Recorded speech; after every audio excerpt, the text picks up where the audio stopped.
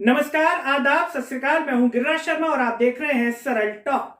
सभी युवाओं से एक ही अपील है कि सरल टॉक की आवाज को सब्सक्राइब कीजिए और इसे सोशल मीडिया के हर प्लेटफॉर्म पर अपने दोस्तों के साथ साझा कीजिए कि आपकी हर आवाज पहुंचे जिम्मेदार अधिकारियों और सरकार के कानों तक।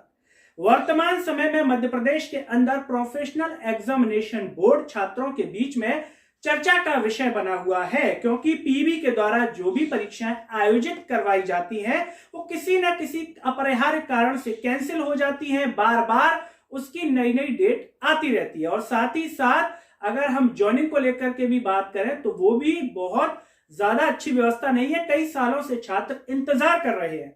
ऐसा लग रहा है कि मध्य प्रदेश के पीबी के अंदर जो अधिकारी हैं उन्हें गलत व्यवस्था के नशे की आदत हो गई है। नशा सिर्फ ड्रग्स का नहीं होता, गुटखे का नहीं होता, शराब का नहीं होता, कई बार गलत आदतों और गलत व्यवस्था का भी होता है।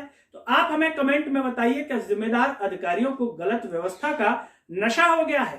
क्योंकि अगर हम बात करें किसी भी परीक्षा की, चाहे वो शिक्षक पात्रता परीक्षा हो, चाहे वो जेल प्रहरी भर्ती परीक्षा हो, चाहे वो अन्य परीक्षाएं हो या फिर ज्वाइनिंग यानी कि नियुक्ति की बात हो, तो ऐसा लगता है कि इसमें इतनी देरी हो रही है, ऐसा लगता है कि अधिकारियों को इस गलत व्यवस्था की आदत हो गई है। अब हम सबसे पहले बात कर रहे हैं कि मध्य प्रदेश के अंदर कुछ छात्र हैं जो कि एमएससी एग्रीकल्चर में पढ़ाई कर रहे हैं। कृषि विभाग में उनके लिए जगह निकाली गई है विकास अधिकारी की, और इस एग्जाम को करवाता है प्रोफेशनल एग्जामिनेशन बोर्ड। अब देखिए, आप हैरत की बात देखिए, उनको यह फॉर्म भरना है और इस फॉर्म को भरने के साथ उनकी डिग्री मांगी गई है, लेकिन वो डिग्री उनके पास है नहीं, क्योंकि कोरोना की वजह से उनकी मार्च में फाइनल ईयर की एग्जाम नहीं हो पाई। वो डेट कैंसिल हुई, परीक्षा को आगे बढ़ा दिया गया, लेकिन अब उनको फॉर्म भरना है तो वो डिग्री कैसे दिखाएं? क्या इसके बारे में पीबी पहले बातचीत नहीं कर सकता था जिम्मेदार व्यक्तियों से, यूनिवर्सिटी से, नेताओं से? सीधा उन्होंने आवेदन निकाल दिया। अब इन बच्चों की इसमें क्या गलती है? साथ ही साथ जो हमारे शिवराज मामा हैं, जो कि हितैषी हैं भांजे भांजियों के, क्या उन्हें इस पर विचार नहीं करना चाहिए था? क्या उन्हें इस पर विचार नहीं करना चाहिए कि परीक्षाएं अगर देरी से हो रही हैं तो इसमें छात्रों की कोई गलती नहीं है, कोरोना की वजह से ऐसा हो रहा है, तो क्यों ना इसमें उनको जो है छूट दी जाए, या उनकी जो डिग्री है उसको बाद में भी मांगा जा सकता है उनके सिलेक्शन के बाद। अभी क्यों मांगा जाए? क्योंकि अगर अभी ये फॉर्म भरते हैं तो ये जो छात्र हैं इस परीक्षा को देने से वंचित रह जाएंगे, क्योंकि उनके पास डिग्री नहीं है। और ऐसे कई छात्र जो अलग अलग यूनिवर्सिटी से एमएससी में रहे, साथ ही साथ और भी इसके लिए जो एलिजिबल छात्र होंगे जिनकी डिग्रियां अभी उनके पास नहीं होंगी, वो भी शायद इस फॉर्म को ना भर पाए। तो पीबी के जिम्मेदार अधिकारियों को इस पर विचार करना चाहिए और इसमें कुछ ऐसा बदलाव करना चाहिए कि ये विद्यार्थी भी इस परीक्षा को दे लें और बाद में अपनी जो डिग्री है, उनकी जो डिग्री है उसको दिखा सके, लेकिन इस परीक्षा से वो वंचित ना रह पाए। आइए आपको सुनवाते हैं क्या कहना है एमएससी एग्रीकल्चर की जो पढ़ाई कर रहे हैं उन छात्रों का, क्या है उनकी मांग। नोजिया है और हम सभी सहपाठी मित्र एमएससी एग्रीकल्चर फाइनल ईयर के स्टूडेंट है। इस कोविड-19 महामारी के कारण हम लोगों का डिग्री डिले हो रहा है। अगर नॉर्मल सिचुएशन होती तो हम लोगों का जो डिग्री था वो मार्च 2020 में कंप्लीट हो जाता। अभी किसान विभाग के द्वारा वरिष्ठ कृषि विकास अधिकारी के पदों पर भर्ती निकाली गई है। उन लोगों ने विभाग ने डिग्री जो है प्रोविजनल डिग्री सर्टिफिकेट है वो आवेदन देने के पहले आपका प्रोविजनल डिग्री सर्टिफिकेट कंप्लीट मांगा है, लेकिन इस महामारी के कारण जो है वो डिग्री डिले हो जा रही है। ऐसे हमारे जैसे हजारों स्टूडेंट है जिन लोगों का डिग्री क्या है कंप्लीट नहीं हो पाया है। तो हम पीबी मंत्रालय, कृषि मंत्री और किसान विभाग मंत्रालय से अनुरोध करते हैं कि हम लोगों का इसके लिए हमको एक रिलीफ दिया जाए कि या तो वेरिफिकेशन के टाइम तक या फिर 4 से 6 महीने का हम लोगों को रिलीफ दिया जाए, ताकि डॉक्यूमेंट वेरिफिकेशन के समय अगर हम लोगों का डिग्री कंप्लीट नहीं हो पाता है तो हम लोग को डिस्क्वालीफाई कर दिया जाए, अन्यथा हम लोग को उस समय तक के लिए एलिजिबल किया जाए। ये अपील है कि अगर हम एग्जाम देते हैं और क्वालिफाई होकर अगर हम डॉक्यूमेंट वेरिफिकेशन तक पहुंचते हैं तो हमें वहां सिर्फ इस रीजन के कारण डिस्क्वालीफाई नहीं किया जाना चाहिए कि हमारा डिग्री कंप्लीट नहीं हुआ था, क्योंकि इसमें अभी हमारी तो कोई गलती नहीं है, कोविड के कारण सब डिले हो रहा है। तो इसके बाद हम बात करते हैं शिक्षक पात्रता परीक्षा की। ये देखिए, ये इसके भी बहुत जो है ज्यादा अच्छे हाल नहीं है, बहुत ही अजीबोगरीब है। अगर आप देखेंगे तो आप खुद भी हैरत में पड़ जाएंगे। शिक्षक पात्रता परीक्षा ये जनवरी 2020 में निकाली गई और इसकी एग्जाम होनी थी अप्रैल के महीने में, नहीं हुई, कैंसिल हुई, डेट फिर आगे बढ़ गई। सितंबर में होनी थी, एक डेट दी, उस डेट को भी नहीं हुई, फिर होनी है दूसरी डेट को सितंबर में, वो भी नहीं हुई। अब इसकी डेट दे दी गई है नव वर्ष यानी कि जनवरी के महीने में दे दी गई है। अब इन छात्रों को डर है कि जैसे जेल प्रहरी भर्ती परीक्षा अपरिहार्य कारणों से कैंसिल कर दी गई यानी कि उनकी परीक्षा नहीं हुई, तो क्या उनकी भी परीक्षा कैंसिल तो नहीं हो जाएगी। आधा वो इसी डर के मारे परेशान है, उनका पढ़ाई में ध्यान नहीं लग रहा होगा। हमें जो जानकारी एक छात्र ने भेजी उसके आधार पर हम वीडियो बना रहे हैं। हमने भी देखा कि ये परीक्षाएं कई बार कैंसिल हुई है, तो क्या पीवी के जिम्मेदार अधिकारी आखिर इस ओर क्यों ध्यान नहीं दे रहे हैं।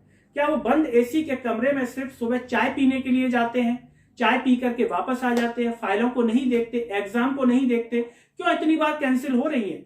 क्या ये उनके लिए गर्व का विषय होना चाहिए कि परीक्षाएं इतनी बार कैंसिल हो रही हैं?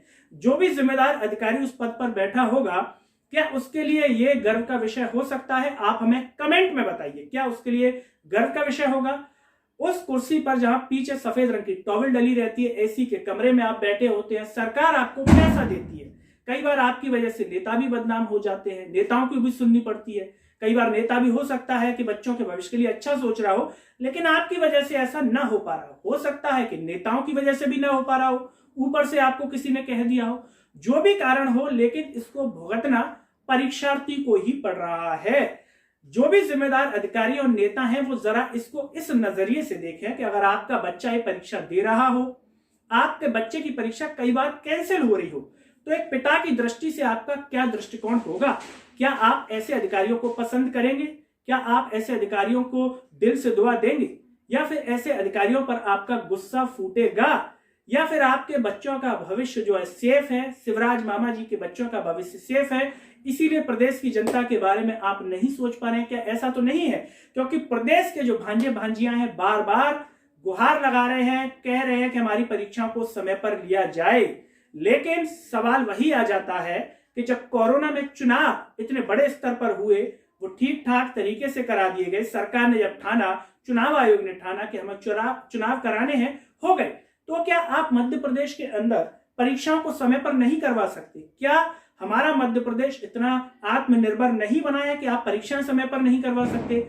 बीच में जो नेट की एग्जाम थी उसके लिए भी कई बार कहा गया था एग्जाम करानी थी, कराने के प्रयास हुए, तो क्या इन एग्जाम को कराने के लिए प्रयास नहीं किए जा सकते? ये एग्जाम बार बार कैंसिल क्यों हो रही हैं?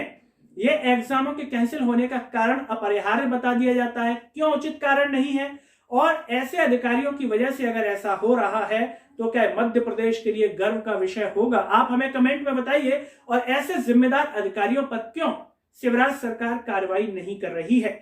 शिवराज जी कई बार दावा करते हैं कमलनाथ सरकार जो कि 15 महीने टिकी थी, उसकी तुलना 15 साल के शासन से करते हैं। शिवराज जी, आप अप्रैल के महीने में आ गए थे, क्यों शिक्षक पात्रता परीक्षा अप्रैल में नहीं हो पाई? क्यों उसके बाद सितंबर में नहीं हो पाई? 2 डेट कैंसिल हो गई और अब जनवरी में पहुंच गई है। छात्रों को यह भी डर है इतनी बार कैंसिल हो गई तो अब जनवरी में भी शायद नई साल में उन्हें कोई खुशखबरी ना मिले, और अगर हो भी गई तो शायद ज्वाइनिंग होते होते पूर्व छात्रों की तरह उन्हें 3 साल इंतजार न करना पड़ जाए। यानी कि 2021 में अगर परीक्षा निकली है तो 2024 में उनको रोजगार मिलेगा, यानी कि ज्वाइनिंग लेटर मिलेगा।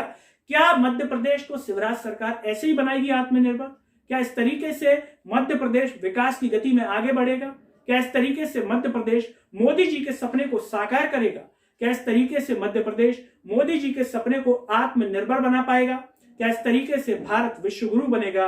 क्या इस तरीके से मध्य प्रदेश भारत के विश्व गुरु बनने में सहयोग करेगा? इन सभी सवालों पर शिवराज जी को एक बार अंतर मन में विचार करना चाहिए और इन छात्रों के भविष्य के बारे में विचार करना चाहिए। जिस तरीके से लव जिहाद पर चर्चा हो रही है, आप कर रहे हैं, अच्छी बात है, आपका दृष्टिकोण है उसको लेकर के, लेकिन इस पर भी उतनी ही संवेदनशीलता के साथ आप विचार कीजिए, उस पर चर्चा कीजिए और तुरंत ऐसे निर्णय लीजिए कि इन छात्रों का भविष्य बर्बाद ना हो। इतने सालों से ये इंतजार कर रहे हैं। उम्मीद करता है सरल टॉक कि शिवराज जी इस पर उचित निर्णय लेंगे और इन बच्चों के भविष्य के लिए अच्छा सोचेंगे और अच्छा करेंगे भी। सोचने के साथ साथ अच्छा करने में सक्षम भी होंगे, यही हम गुजारिश करते हैं शिवराज सरकार से। और चलते चलते सभी युवाओं से एक ही अपील है कि सरल टॉक की आवाज को सब्सक्राइब कीजिए और इसे सोशल मीडिया के हर प्लेटफॉर्म, व्हाट्सएप ग्रुप, आपका status, Facebook, Twitter, Telegram groups और आपके जितने भी पर्सनल कॉन्टैक्ट्स हैं उन पर इतना शेयर कीजिए कि आपकी ये आवाज सरकार के कानों तक और साथ ही साथ जिम्मेदार अधिकारियों के कानों तक पहुंचे। मुझे दीजिए इजाजत, नमस्कार।